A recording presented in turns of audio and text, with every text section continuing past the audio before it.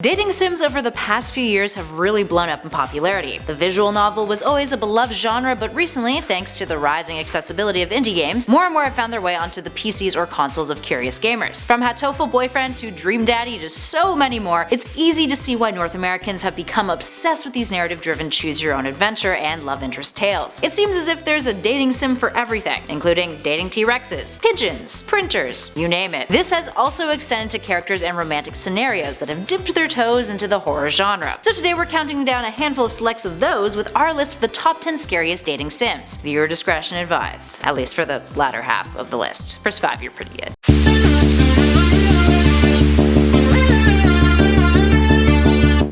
And at number 10, Tomac Save the Earth. Tomac Save the Earth typically falls into the creepy as f category when it comes to dating sims. It's not one that will have you sweating bullets, but it will definitely make you feel uncomfortable if you're not playing it for irony's sake. It also makes use of a different objective compared to other dating simulators. Instead of trying to hook up with your potential love interests, you're looking after a female head who claims to be the head of the goddess of love inside of a planter pot. Sure, you can take her out on dates and whatnot, dressing her up in scarves, yup, but ultimately you're tending to her regrowth. And if you fail, the world will end. There's also some intense looking otherworldly characters who also make an appearance in the game, one who looks like Satan. And at number 9, He Beat Her. He Beat Her is already a dark title to begin with. As you can guess, it deals with domestic abuse. You play as a lawyer whose client is being accused of said abuse. You have 5 minutes before the verdict of the case is revealed. It's a mystery interactive story with moral and immoral paths, whose artistic design and its dreamlike tone really make the narrative hit home. If you're more so into the brand of horror that's a little bit more realistic and could come straight out of a newspaper headline,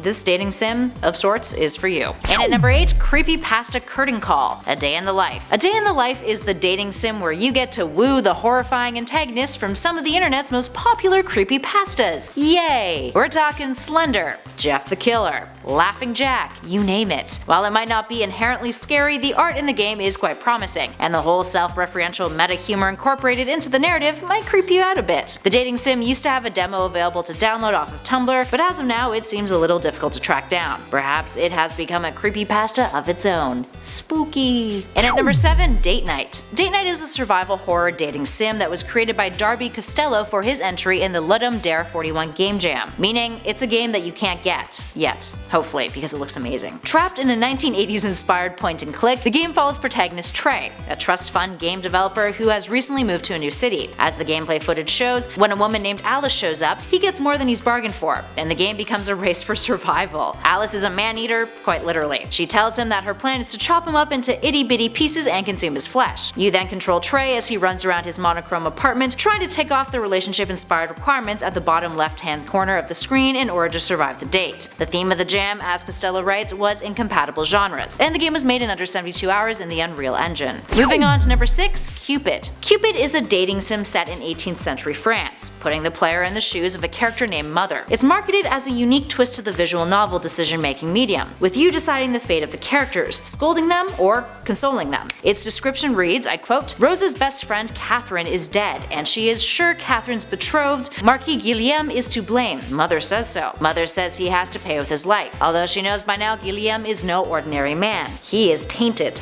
a monster. He cannot be killed by usual means. To seek the best revenge, she must find out all of his secrets and destroy him. But will her own dark desires consume her or liberate her? No matter, Mother will tell her what to do. So yeah, gets dark at times. It's a visual novel game that's gotten great reviews and even won VNS's Now's 2005 English Visual Novel Game of the Year. So if 18th century intrigue and mystery does it for you, definitely check Cupid out. And at 5, We Know the Devil. We Know the Devil is a group relationship horror visual novel. It's a story about 3 kids, Mean Girl Neptune, Tomboy Jupiter, and Shy Venus. They have to endure 1 more week of summer camp together, but before they leave they need to spend 12 hours in the loneliest cabin in the woods, and wait for the devil to come. Of course, they also have to live through the night. Or not. Now, spoiler warning, skip ahead if you don't want to hear this. The character who ends up being the most excluded out of the 3 friends becomes the devil at the end, and is transformed into a monstrous form. Where this game really shines though is through its eerie atmosphere, something that's really essential to nail down if you're making a horror dating sim or visual novel. Reviewers have even compared the game to Twin Peaks. Side note, it's hilariously priced for $6.66, which personally I think is just brilliant. And at number 4, But I Love You. Created by Mel Gorsha, But I Love You is a horror horror-inspired take on classic dating sim games. The Kickstarter for it, which reached above and beyond its goal, describes it as, I quote, "You've wandered into a nearby empty town that's full of nothing but cute girls, who all want you. What could go wrong? Just watch." So what does the game entail? Well, you are a stranded newcomer who the girls attempt to keep there quite literally forever, with the game transforming into a puzzle horror game. Now you have the choice of ignoring all of the strange happenings and creepy traits of the ladies who pursue you, and just date them, or solve puzzles to escape. Some of the endings result in you dying too, so clearly dating these ladies is a good time. And at number 3, Quantum Suicide. As it's described, Quantum Suicide is a game of betrayal, deception, and romance in the cold depths of space in the year 2117. The science fiction thriller is a dating sim set in a story in which a diverse crew on an intergalactic mission are fighting to survive, and to not be killed at the hands of a deadly AI, or by each other. Murder in space? Yeah, sign me up. The AI forces you to play something called the deletion game, in which you must battle your crewmates for survival. If you're a fan of space-themed horror and want to give a dating sim a go and,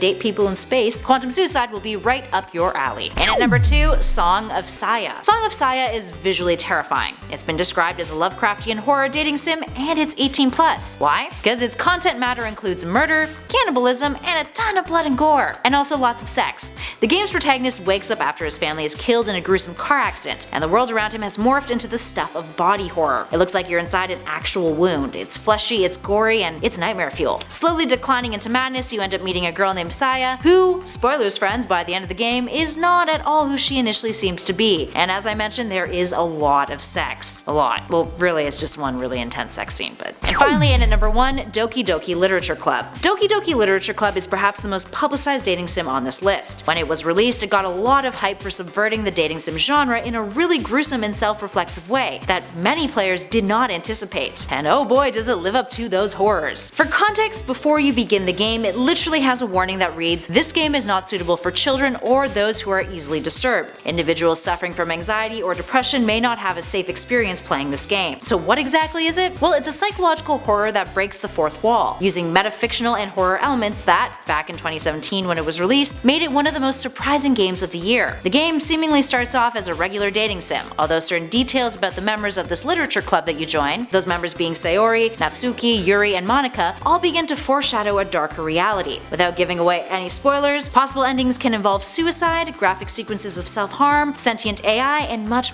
more. It's scary as hell, and definitely disturbing. We actually did a list on Doki Doki Literature Club a while back, so if you're curious, hop on over to our channel after this video and give it a look if you want all of that spoilery goodness. It highlights a lot of the twisted dark stuff that goes down in the game's narrative. Alright, there we have it friends. Which of these dating sims and visual novels have you given a go? Give us a shout in those comments below and let us know. If you know of other horrifying dating sims that are downright scary and we didn't include them on our list, give us a shout about that too. We'd love to hear about them. If you dug this video, hit that like button, subscribe to Top 10 Gaming, and hey, why not click on the playlist currently flashing on your screen? We promise it's a fun time. That being said, thanks for watching friends. I'll catch you all in the next video.